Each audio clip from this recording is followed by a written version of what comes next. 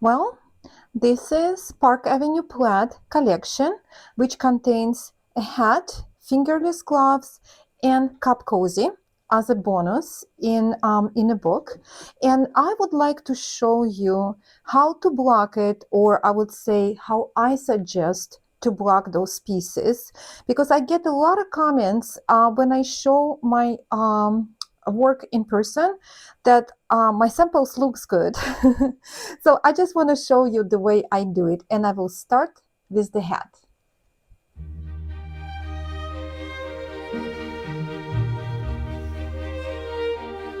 So this particular hat is already blocked. So I wanted to show you how it looks when it's finished. And I want you to look at this part right here. You see the ribbing is kind of caves in. So because I was very careful when I was blocking this hat, not to block the ribbing, not to stretch it out, because ribbing doesn't need a blocking, and we do need this part.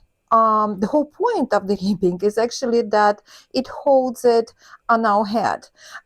So we don't want to overstretch. I actually don't want to stretch it at all, because if I would block this part as well, it would look like this. So I want to avoid it, and I want to be very careful the way I do it, so ribbing will be still intact. So this part is, I actually didn't even remove from the package, because I wanted to show you the crown. The crown is really pretty in this hat, and I found that blocking the crown is one of the most important parts. So if you look at the finished blocked hat, you can see that it's not overstretched. Again, it has a perfect shape here and kind of taped ribbing, which is taped inwards, so it can securely hold, like you can have it on your head securely. It doesn't slide off. So and you can see this part, the knitting is not overstretched. I could definitely stretch it more, so block it even like more smoother, but I do not want to. I think it looks absolutely perfect as is. And to compare, so here is unblocked version. So right now I have two identical hats. So this is blocked and this one is unblocked. And the difference is not very, like, it's just looks much more smoother and finished. So, and this is my goal. I don't want to overstretch it. So I'll be very gentle with this piece. And I start by blocking it flat, just like that. So the way I block most of my work is with the help of a steamer. So you don't have to, if you don't have a steamer, you can use steam iron. It's just don't press it. But right now it's on. And what I'm gonna start with, I'm gonna put it flat, and I'm going to steam it over generously, but also, I don't have to make it wet. So the whole point of why we're using why I suggest to use a steamer versus the wet blocking is because it has a very gentle approach toward your knitting, and you also have you see it's already like stretching, like a opening up, and I applied very little amount of moisture. But so the whole point of using this versus making it a completely wet is you have a gentle approach, and also you can work in sections. So you have a control over how much moisture you place, and that's basically what I really love about it. So I'm gonna do even more. And I'm going fairly close to my knitting, but to my surface, but I work fairly fast, so I don't feel like the steam will damage my yarn. So you see, I'm really trying to avoid the ribbing because I want it to be intact. So what I'm doing, and honestly, I feel like our hands are the best blocking tools because they know what to do. So literally, this is already like, I love the way it looks. So I may want to make it more straight here and open up a little bit, apply more moisture to the crown here.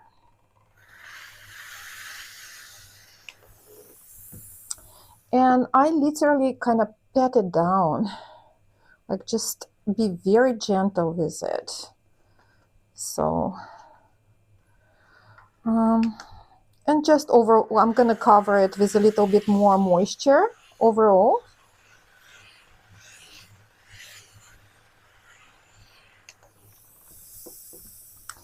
And do the same, just pat it down and be gentle with it. Once you finish with one side, flip it.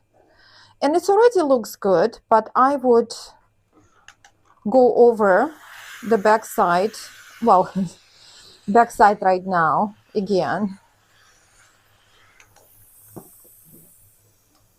And do the same thing, just pat it down. And so I'm very happy with the way it is. I would maybe apply a little bit more. So what I suggest, wait until it completely dry, and then we're gonna do the most important part in the blocking of the head. So I do believe that blocking the crown is the most important part of blocking the hat. And I like to use this glass hat. It's actually glass I painted, spray painted it for one of the photo shoot. And you can tell just like this. I'm gonna put it vertically like this. And I'm gonna place my hat. So the crown is exactly where it should be. It doesn't have to be the same type of glass hat, but something similar. I do not use the balloon. A lot of people would use a balloon and block it, wet block it, and place it on a balloon and wait until it dries. I personally don't use this technique because I think it overstretches. And my goal right now is not like, I'm happy with the way it is around here, because again, I'm having very gentle approach, but I believe for any hat, cable, color work, whatever it is, crown is the most important part. So if crown is not blocked properly, the hat would not look good. So I'm gonna pay way more attention to this. And right now I'm still using the same technique of using a steamer, and I'm gonna go over the crown.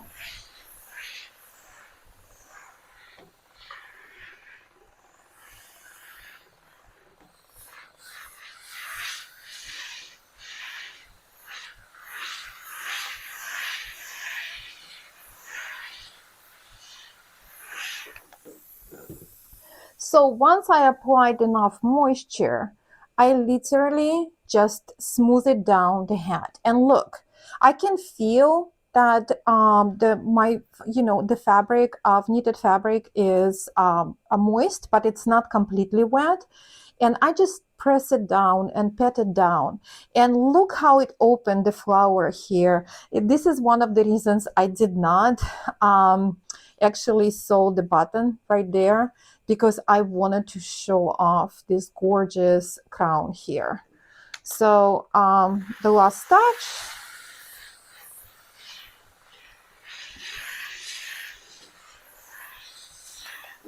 And what is very important right now is to leave it until it completely dry, until you take it off. So here's how I block my hats.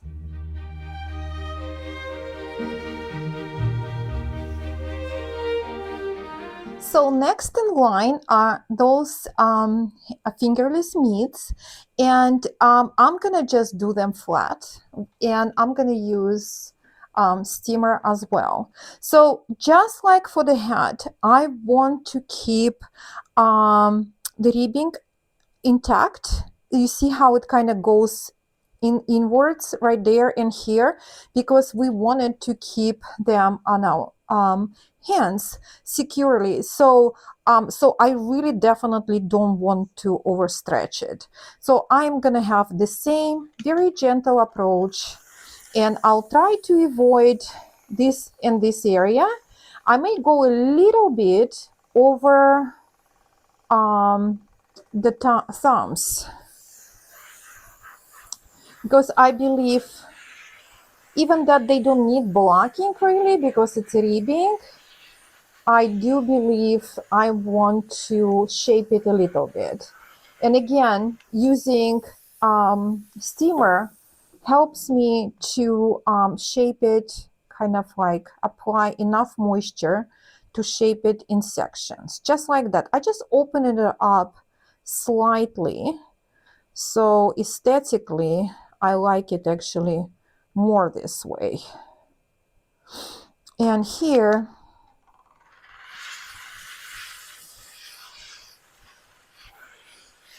the same principle, apply moisture, maybe a little bit here, and literally just press it down, open it up, but not too much. Do not stretch it out, because it actually, those gloves will be blocked when you're wearing them. So just by wearing it by your hands, but I just want to organize stitches a little bit. And I love how the beads are showing up here. So just be careful when you apply moisture with your steamer. Beads are different temperature than the rest of the knitting, so just, you know, just keep it in mind. So I'm really happy with the way it looks now. You see I did not disturb the ribbing here, and you can flip it on the wrong side and do a quick, it's already good, but do a quick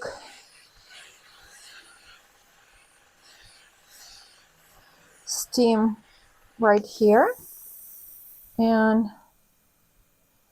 do the same thing. I stretch it slightly. I just basically just, you know, just kind of organize stitches, and maybe I want to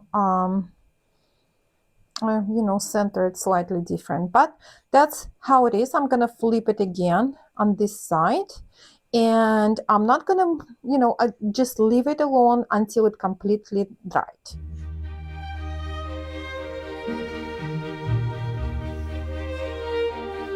So the last piece I wanted to show you is cup cozy. And I know it's like you don't need a tutorial to know how to block cup cozy, except there is something I suggest you not to do, and it seems very logical to place this cup cozy unblocked. So this one is blocked, this is unblocked, and it seems logical to place it first on a cup and block it on a cup. I don't suggest you to do that, because it will overstretch, and the whole point of this piece is to have a negative ease, so it's smaller than actually diameter of your cup, because if it is the same or larger, it will be just too easily slide off. So I suggest you to block it with the same steaming technique, just flat, and keep the ribbing intact. And don't worry about, it's not gonna crease here unless you want it to crease. So I never had this issue. So exactly the same. So I'm just kind of patting it down, and I'm not stretching it, but I'm sort of like just opening my stitches up. So a little bit more. Then I'll flip it on the wrong side and do the same thing. Of course, when it's in a cup, there is no right and wrong side, but I know this is where my beginning of the round was, right here. So wait until it completely dries out, and then place it on a cup cozy, as a cup cozy on a cup. And here I'm using Starbucks plastic reusable cup, and it's just perfect. Makes a beautiful gift. I love it. So I'm actually have so much left over in different colors that I'm gonna make way more because Christmas is coming. So